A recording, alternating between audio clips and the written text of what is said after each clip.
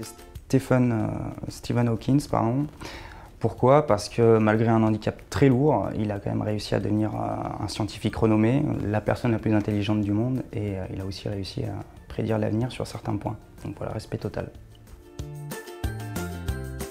C'est pour les Nike Air Jordan. Et sur le visuel, en fait, on voit Michael Jordan dans les airs en train de claquer un dunk, et à côté est écrit Michael Jordan 1, Isaac Newton 0.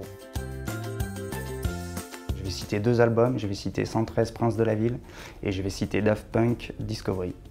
113, c'est l'un des premiers albums que j'ai découvert quand j'étais adolescent, que j'ai kiffé. Je trouve que toutes les tracks sont super, et Daft Punk Discovery parce que j'aimais bien aussi la French Touch à l'époque, et voilà, c'est le meilleur album de la French Touch. C'est aussi une campagne que j'ai découvert quand j'étais petit, quand je regardais Culture Pub avec mon papa, et c'était une campagne pour Jap, c'est une barre chocolatée, et c'est la pub avec le Rasta qui pousse la Porsche dans le ravin. Là aussi, encore un peu une question piège, du coup je vais dire un mélange de la France et du Maroc, le Frarock. C'est un artiste classique, c'est Paul Cézanne. Pourquoi? Parce que j'adore la Provence et qu'il a vraiment su la sublimer, et notamment en réalisant un travail excellent sur les couleurs. C'est Sneakers, parce que la plateforme T'es pas toi quand t'as faim, elle est juste ultra inspirante, et elle offre des possibilités presque infinies en création. Donc voilà, je dirais Sneakers, et Smart aussi, parce que c'est l'un de mes premiers coups de cœur publicitaires quand j'ai découvert la pub. J'adorais toutes les pubs Smart parce qu'elles étaient hyper intelligentes, hyper simples, hyper directes.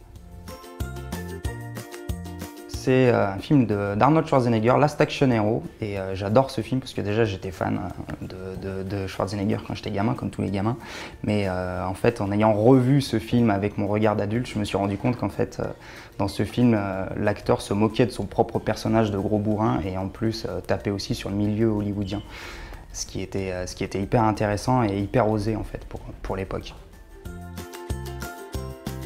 Ce serait avec les studios Toei Animation qui ont notamment produit Dragon Ball Z et les Chevaliers du Zodiaque, et aussi le Rockstar Games, le studio de production de jeux vidéo qui a produit GTA et Red Dead Redemption. Donc ce serait génial en fait de collaborer avec eux, que ce soit pour une publicité, qui sait, ou alors pour un autre projet.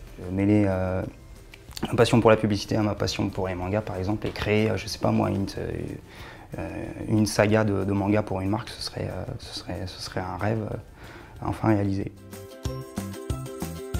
Auteur de bande dessinée, parce que c'est un métier déjà qui se rapproche beaucoup de la publicité, et c'est l'un des premiers métiers que j'ai eu envie de faire quand j'étais plus jeune.